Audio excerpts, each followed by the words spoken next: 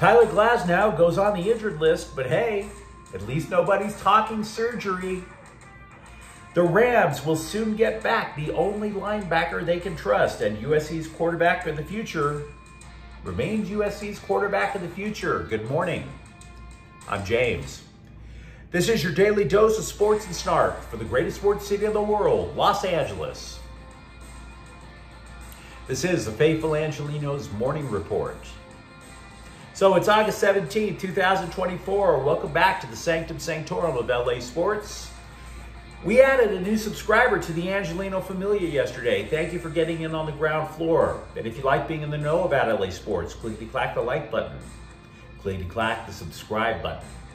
There's a notification bell. Hit that. It'll let you know when we drop new content. Sharing is caring. Let people know we exist. And by all means, comment. Now, before we go through the news and notes, a look at the scoreboard. Dodgers 7, St. Louis 6. Mookie Betts, Gavin Lux, Kevin Kiermaier, they all hit home runs. Kiermaier drives in 4 runs overall, and the Dodgers lead in the NL West increases to 3 games. Meanwhile, today, the Dodgers are at St. Louis at 4. Bobby Miller is 1-2 with an 8.07 ERA. Andre Palante is 4-6 with a 4.27 ERA. Rams versus the Chargers at 4. It's an exhibition. And if you watch this exhibition, you've lost your damn mind. Easton Stick versus Stetson Bennett, you're nuts. But let's assume you are nuts. If you go, keep an eye on Chargers rookie defensive tackle Justin Eboigbe. Obviously, both teams have worked to become more physical. Him versus the Rams offensive interior, maybe that's a matchup you'd like to see. But you're still nuts. LAFC is at Seattle at 5. It's the quarterfinals of the Leagues Cup Cynical Cash Grab Tournament, and Chicago's at the Sparks at 2. And let's get to the news. The first thing you should know is Dodgers starting pitcher Tyler Glasnow is back on the injured list for 15 days. The second thing you should know is that unlike what seems like a battalion of injured Dodgers pitchers, a squadron, name your military unit. That's how many people for the Dodgers pitching staff is going under the knife. But there's no reason to believe that Glasnow needs Tommy John surgery. And we have multiple reasons to believe this. So I'm just letting you know this to chill the temperature. 1, Tommy John surgery is about repairing the ulnar collateral ligament in the forearm.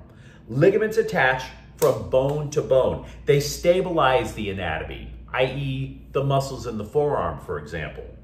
So when a pitcher complains of forearm tightness, that indicates the ligament has probably gone snap and you're out for 18 months.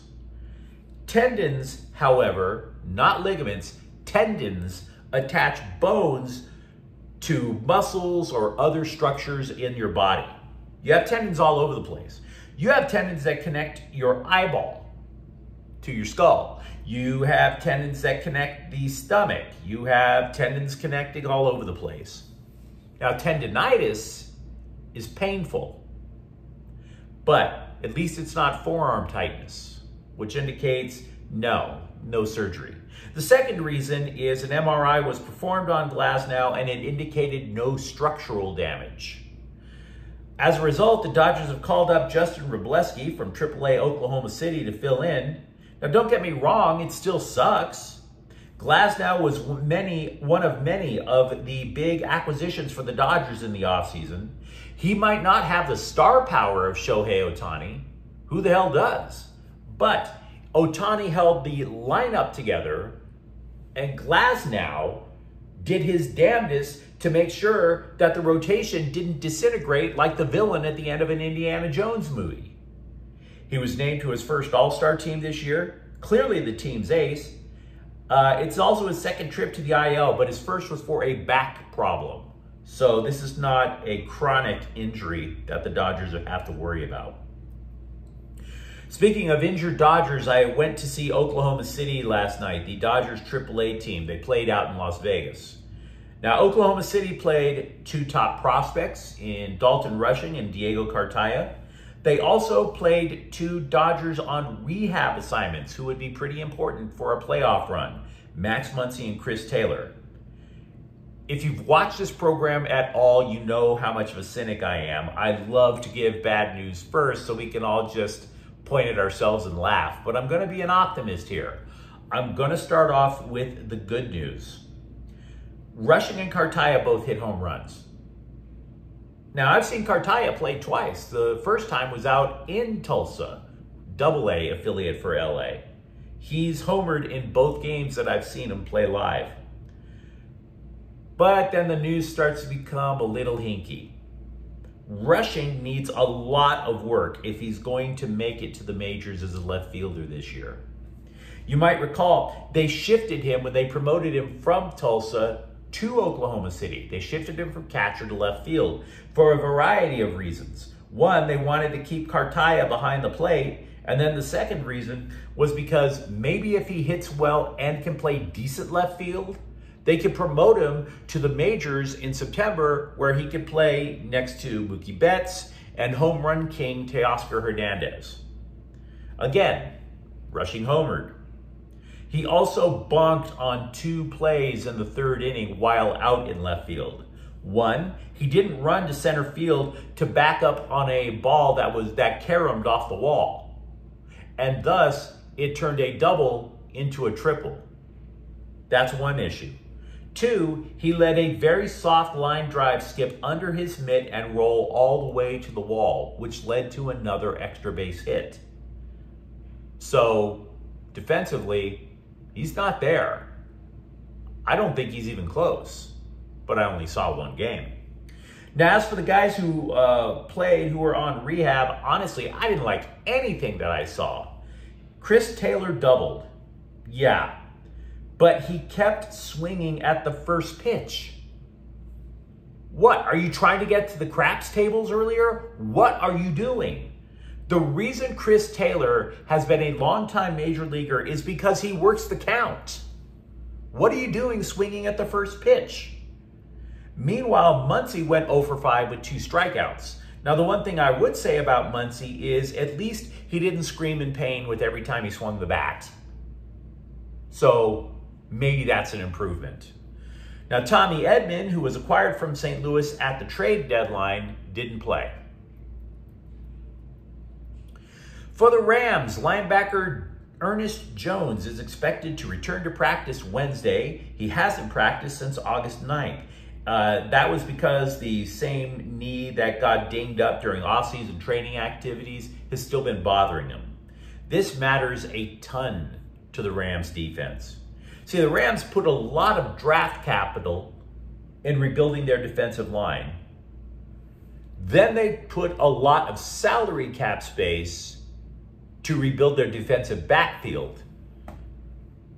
Translation, the linebacking room lacks a lot of quality. That was by design. The point being is that pretty much Jones is their quality linebacker and they need him out there, or else you're looking at like this massive void in the middle of the Rams defense. They're going to need him. As for today's game, Stetson Bennett told the LA Times it would be a good idea for him not to throw interceptions again. Thanks. We agree. Then the Times asked, well, what if Bennett flounders again? And then the scribe realized he asked it to a mirror because he didn't get an answer. So the power of the press. Well done, scribes. If you're going to ask a question, at least make a half-assed attempt to get an answer. Don't just say you asked a question. Journalism 101.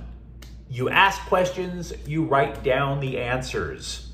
Not the other way around, guys. The Rams added to their defensive line by signing Carlos Watkins, who most recently played for Arizona. He's also played for Houston and Dallas. This is a depth signing more than anything else. The Cowboys scrub who pushed down a Rams intern at a practice earlier this week. He may be a fake tough guy, but at least he's willing to admit he was wrong to do it. Yes, it was a few days after the fact when he finally admitted he was wrong, but whatever, time to quash it. He's the one who has to worry about his job, not me. And interns don't get paid, so what are you going to do? There is a cottage industry of scribes. They specialize in high school recruiting, and to be totally honest with you, it's creepy. I am so glad when I was a scribe back in the day that was not my beat, because anything that involves grown men talking to teenage boys, asking them about their bodies and their hopes and dreams is freaking nuts. My skin is crawling just thinking about it. Now, I bring this up because many of those guys are following USC commit Juju Lewis, who, if he stays with his commitment, could be Lincoln Riley's next chosen one. Lewis, though, has been checking out other schools for more than a calendar year. His father said that's because if Riley heads to the NFL, then Lewis would need a contingency plan. Now, I'm not even sure how much USC believes that, because USC has chatted up other quarterbacks. Because in case Lewis leaves, now they would need a contingency plan. Now, all along, I've said Lewis is very likely going to stay with the Trojans because, again, Riley is that guy who can get you to the NFL if you're a quarterback. Talking about this stuff in depth is just disturbing. So before your skin crawls any further, Lewis went and said, he repeated what he said all along. Quote, "I'm still locked in with USC. That's still where my home is. Taking visits is kind of part of the process. For me personally, when I committed, it was for Coach Riley. I knew he was an offensive guru. That's kind of been his thing, his quarterbacks. Going out there to get developed by him is probably one of the best places you can be," unquote. And then he added, "No, I don't want your candy, and I'm not getting into that van." Just kidding. Just kidding. You may have heard that Intuit Dome opened last night with a Bruno Mars concert. And normally I don't go crazy over new arenas debuting. I mean, okay, fine, it's nice, but what the hell does that have to do with winning, right? But reading all the stories about Intuit Dome opening reminded me that PJ Tucker, a former NBA champion who can't get off the Clippers bench to save his life, may be stuck in basketball hell because he's on the bench. But at least at Intuit Dome, it is a brand spanking new hell. Okay? It's state-of-the-art hell. Ultra-modern hell. Aesthetically pleasing hell. Now, the Clippers have tried all offseason to find a trading partner to dump Tucker. They were unable to do it. Tucker came to LA as part of the James Harden trade. Now, agreed, he is up there in years. He's going to hit 40 soon. But he has always been consistent. He's always been productive. For whatever reason, Ty Lue just doesn't play him. And I mean for like months at a time. But he's going to wind up staying with the Clippers, at least for the start of the year. Also, guard Kevon Harris is signed with the Clippers. He played 2 years in Orlando. He's probably going to be a G League guy to start. But you let me know what you think in the comments thread. Are you freaked out yet with all the Dodgers injuries, particularly now with Tyler Glasnow? Are you cool with the Rams finally getting back Ernest Jones? And if you enjoy the content, don't forget to subscribe to Faithful Angelenos. We are talking LA sports every single day here. Thank you for watching. I'm James. We'll be back tomorrow. Faithful Angelenos is a Kian Corte El Queso production. Take care.